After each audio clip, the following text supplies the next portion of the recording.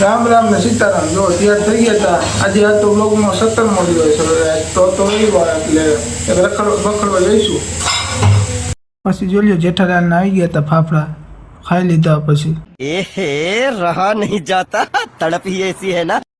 પછી હાલીને જવા માંડ્યા. હું દીપભાઈ ને બધા જવાનું હતું મૂવી જોવા. એટલે આ ભાઈની મૂછું જો અમિતાભ બચ્ચન જેવી છે. પછી જોઈ લ્યો યુવરાજ પાર્કથી લઈ લીધી ટિકિટ કુકુર રોડની. પછી જોઈ લ્યો કરી લીધું સ્કેન ને ખુલી ગયો દરવાજો. નીકળી ગયા.